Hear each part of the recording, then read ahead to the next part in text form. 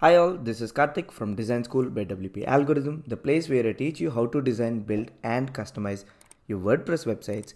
If you're new here, consider subscribing. Let's get into today's video. In this video, I'll show you how to create your own Elementor buttons or button widgets using unlimited elements, add-on and code from codepen. So you can create buttons like this one, this one, this one, or this one, or basically anything else that you find on codepen. Now I've already made videos on how to style Elementor buttons using code found on codepen. In that we mapped HTML and CSS of Elementor button to the code found on codepen and then we pasted the appropriate code, right? In this video we'll create the button widget itself using the code and unlimited elements widget creator. Without any further ado, let's see how it's done. Now you don't need to be an expert in code or CSS for this. If you watch few basic videos, there is a playlist called Web Design Essentials. You can watch that. In that I explained HTML basics and CSS basics. Basically all you need to know is that wherever you see this code that says ahref, this is what is used as button. So in HTML you'll find something like this. I've also explained how classes are named. Even in your Elementor interface, the Elementor button itself is a link. So it has a structure similar to this. Or at times, you'll find a button something like this. We're going to use this structure and put links or make links or the code on codepen functional Elementor buttons. I'll explain what that means.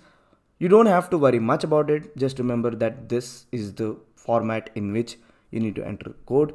We're not going to write any code. All we need to do is to take this code and transform it into Elementor widgets. So you need to have unlimited elements add-on installed for this. I'll leave a link to that in the description. And if you want nearly 800 pre-built widgets, you can get the pro version of unlimited elements add-on. I'll leave a link to that in the description as well. In this video, let's create the buttons that we need. So I'll click on a category that I personally created. You can click on this plus button to create your own category. I'll click on my widgets. I'll click on add widget. Let's call it button style 1. And whatever you type in title is pre-filled as name. You can simply click on add widget. Now the widget is added, but it's blank. You need to put code inside that. You can either click on this pencil icon or double click this to open up the widget so that you can edit its HTML, CSS and JavaScript. You can also add third-party libraries. I've shown this in the widget creator tutorial. I'll leave a link to that in the description as well. I'll remove HTML from this. Let's start with the flush button. So it behaves something like this. You don't have to understand any code. It's just basic things that you need to understand. So let's copy the whole thing. There's nothing fancy in here. All they have is a button and then a link that actually has the SVG. I reckon this link is for this Twitter button. So I'll just remove this and see if that's the case. Turns out that's the case. So all the code that we need to copy in HTML is this. Like I said, the syntax will either be this one for a button or this one, right? So we see something similar to button, right? It has angular brackets and it says button. So we'll copy the whole thing that says button. I'll go to my button style 1. I'll put the HTML here. So this is our HTML. That's it. Nothing fancy. All you need to do is to put our HTML here. Now we need to get the CSS. If it's plain HTML, you don't have to click anything. If it's something other than HTML, you need to click on this drop down and click on view compiled HTML. The same goes for CSS. Since it's plain CSS and nothing is written next to it, you can simply copy the code. And while copying the code, you have to make sure that you're not copying any code of general elements. By general elements, those are the elements that simply have a word like this. So body, HTML, these are all general elements. So anything without a dot or a hash, you cannot simply copy them because they'll ruin your design. And this will apply to basically any button on the page. So to be safe, now before pasting the CSS into our widget, you need to make it clean. By clean, I mean you have to remove elements that are targeted by the name.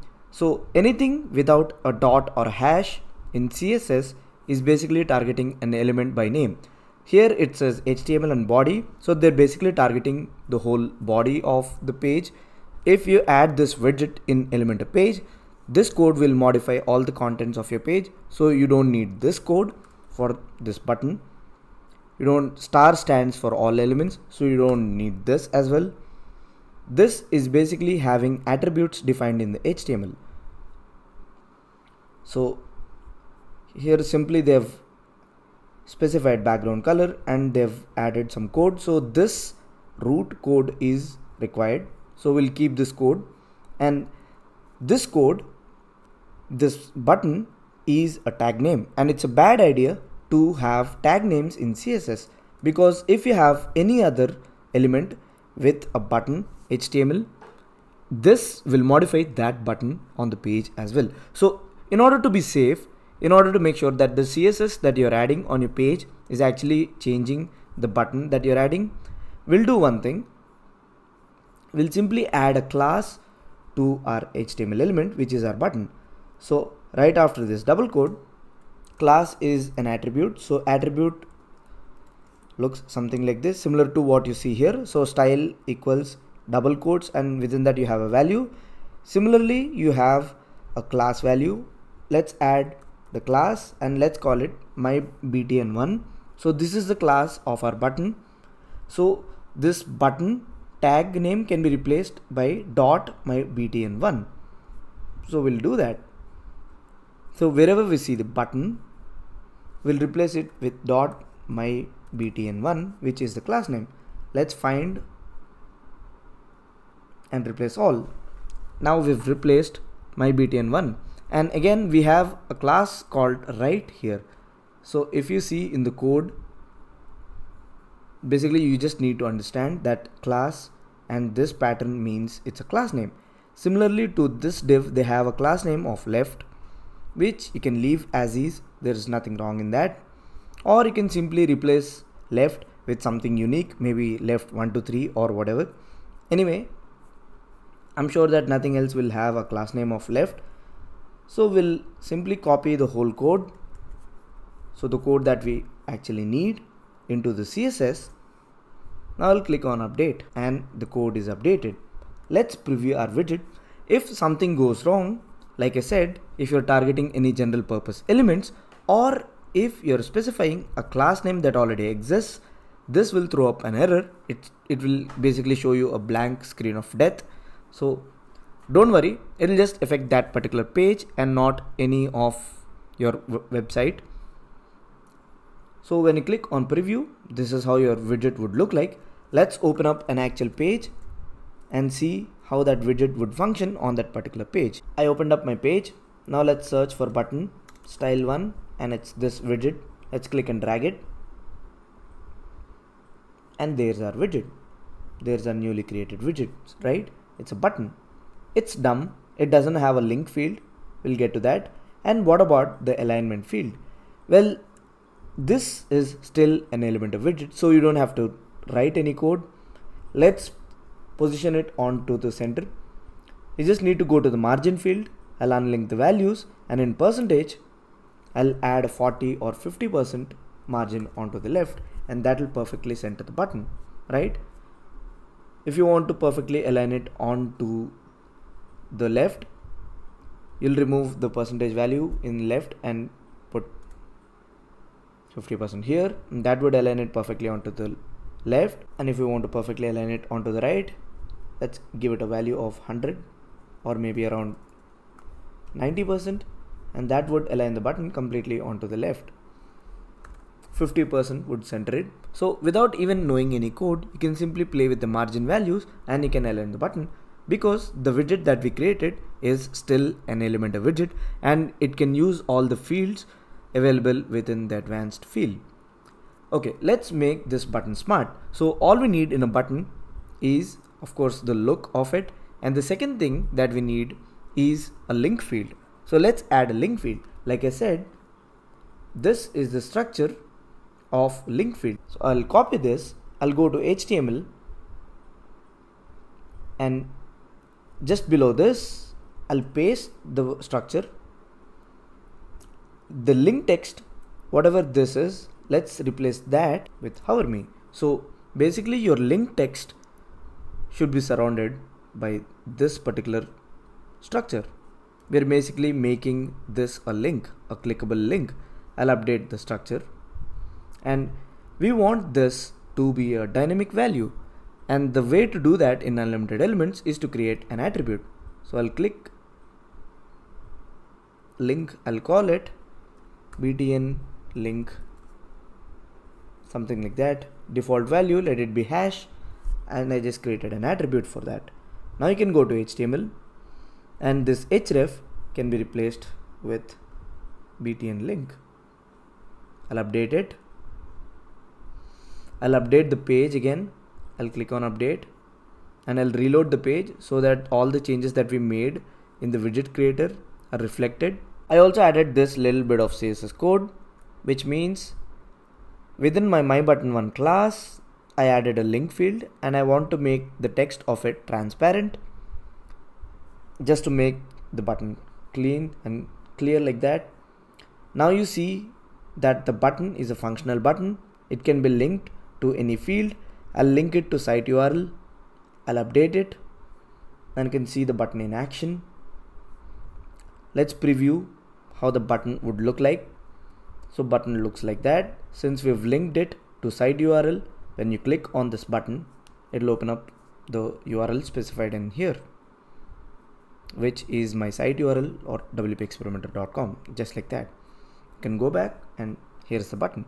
So it's that easy, making a button from code and making it a functional button just by replacing the static text with this particular pattern. And this is an attribute that we created in Unlimited Elements add-on. So this is the reason why we see all the values here. So the link attribute, it can also be a ID of a section on your page. So this can act as an anchor link, whatever. We've successfully created button 1, and it's really neat. Let's go ahead and create the second button. This is the second button. Simply by looking at the code, like I said, anything with this pattern of A, which stands for link, and href is the actual link itself. This is the button. So you can see that the text is visit me, and you see visit me here. So this is the button that we're looking for, and the thing above that is this particular heading that we don't need. So I'll just copy the HTML from here. They've clearly added a class name, so we don't have to worry much about it. Anyway, we'll copy the HTML first. We'll go to our widgets list. I'll click on back to widgets list. Again, I'll click on add widget. Let's call it button style 2. Let's click on add widget. And just like that, we'll click on the pencil icon to enter our HTML. All you need to do is to copy and paste carefully. That's it. That's how you create a widget just by using Unlimited Elements add-on. I'll remove this, which is a dummy HTML. I'll put this particular HTML, copy, paste it. We'll again replace this with a link attribute. Don't worry about that. They also have a class name, so that's really neat. And within CSS, it's something called SCSS. I'll click on this, and I'll click on view compiled CSS. I already clicked on view compiled CSS. So now I can simply take the whole code. Again, like I said, body targets the whole body or the whole page, and this is something that we don't have here.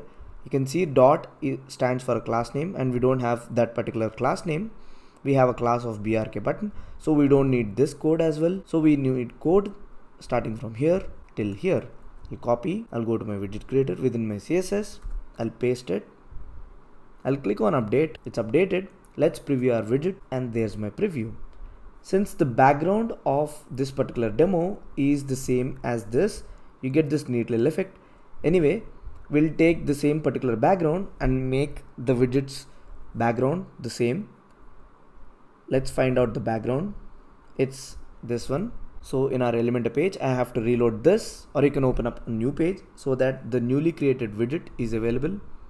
Again, the alignment, like I said, you can align it. So my page is reloaded. I can search for button style 2, which is the name of the widget that we've given. So it's this one. Click and drag it. So there's our button. Let's make this section a minimum height. Let's click on this. This is not doing anything. Again, we'll click on the widget itself. Go to advanced. Percentage, I'll unlink this, and left I'll add a percentage of 40%, so that will align this. And let's make this container the same as this one.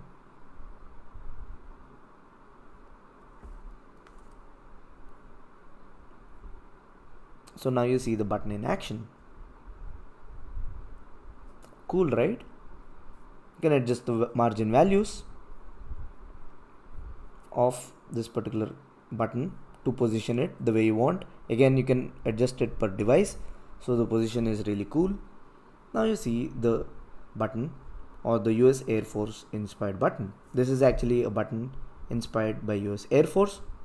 Again, so this is how you tweak a button. And let's also make this an actual functioning button. So when you click on it, there's no link field. That's the whole purpose of a button. Again, we'll do the same thing. So we'll click on edit this widget under HTML. Instead of a static link, we'll replace it with a link attribute. We'll go to attributes. We'll call it btn to link, and the type is a link, and let the default value be hash. I'll click on add attribute, and I can replace the whole thing with btn to link. So ahref within double quotes, I have an attribute, which means the user can pick anything from the front end. We'll see that in a bit. So I'll click on update. I'll update this and reload the page so that I can see the attribute in action. Now I see the attribute, which is the value that will be applied when you click on this button. So I'll remove this. I'll paste, or I'll type a URL. I'll type apple.com. So basically we're giving this attribute to this button, which means when you click on this button, this is the site that will be opened. And if you have Elementor Pro, you can click on dynamic and link it to all the available dynamic options. You can also open up a pop-up by clicking on this button that you created from Unlimited Elements widget. Again, I'll click on preview changes. Now when I click on visit me, I'm taken to apple.com, which is the attribute value that we specified in here. So we took another code from codepen, converted into an Elementor button simply by understanding the HTML and CSS, and then we also added this link attribute to make it a functional Elementor button, right? Cool. This is all you need to make your own buttons. So we've made, finally let's create this button or make this particular code an Elementor button. The process is again the same. Go to your widget creator. Let's call it button style 3. The name is autofilled. Click on add widget. We just need to copy and paste HTML and CSS and carefully remove the code that we don't need so that our widget functions properly. So I'll delete this dummy HTML. I'll go to this. I'll copy the whole HTML. I'll paste it. HTML looks fine. Now let's go to CSS, and in CSS you don't need body because that will affect the whole page. So you can start copying from here. Wrapper, as you can see, is this particular element. So all the code within. So this is actually a nice design pattern or nice pattern to write code. So wrapper CTA. If you have any other class on your page called CTA, then you need to change the name in HTML and also in CSS. So I'll start copying from here, and as I examine the CSS, I can see I find an element targeted by its tag name, and like I said, that's a bad pattern. So wherever you see that particular element, we'll actually create a class for that, and we'll replace the element with dot class name. We find it in two places in this particular code. So here and here, rest all can be left as is because everything is targeted properly and it won't affect any other page on your or anything else on your particular Elementor page. So let's call this span class of btn container, btn hyphen container. Let's also copy the same class name to this particular span. I'll update it, looks fine. Now in CSS, I need to copy everything from here till the end.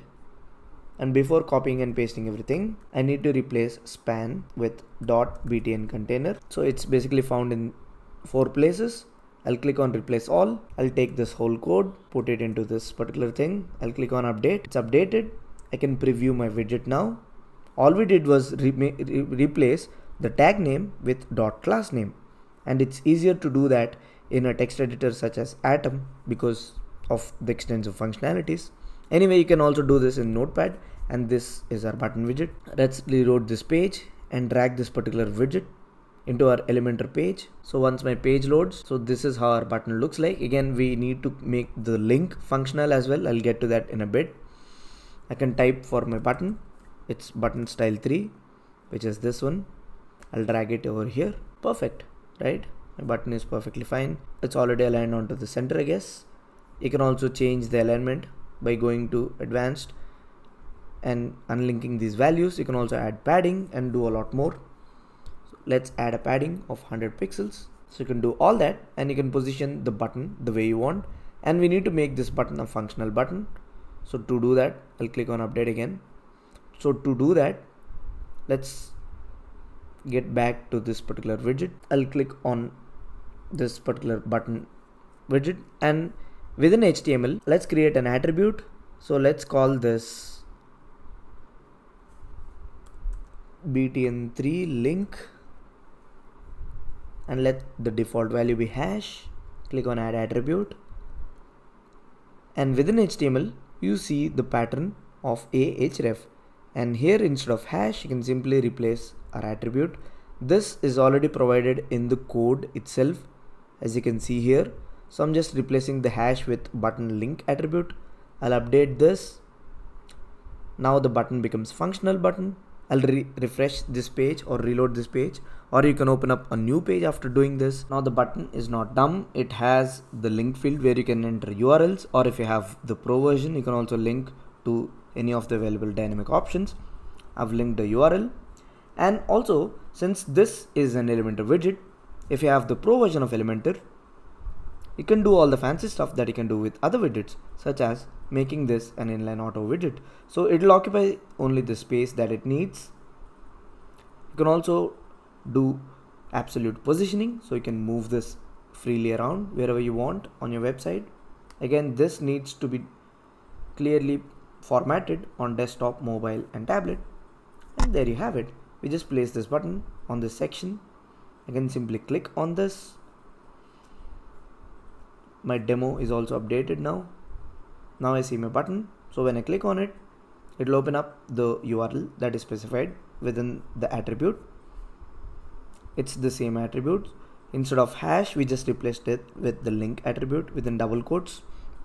You can simply click on this and that will replace the hash with this value. And that's it. That's how you make creative and awesome Elementor buttons by using unlimited elements widget creator feature, and also by understanding a little bit of CSS and HTML. It's very easy. If you keep practicing it, you can build as many creative buttons as you want. And this is just one of the widgets that we built now with unlimited elements. There is a playlist called Build Your Website. We'll be building almost all the widgets or third-party widgets or add-ons available just by using the unlimited elements widget creator. Again, links to everything will be in the description. Make sure you check that out. That's it for now. Hope you guys liked it. If you did, make sure you give it a thumbs up. That's it for now. See you.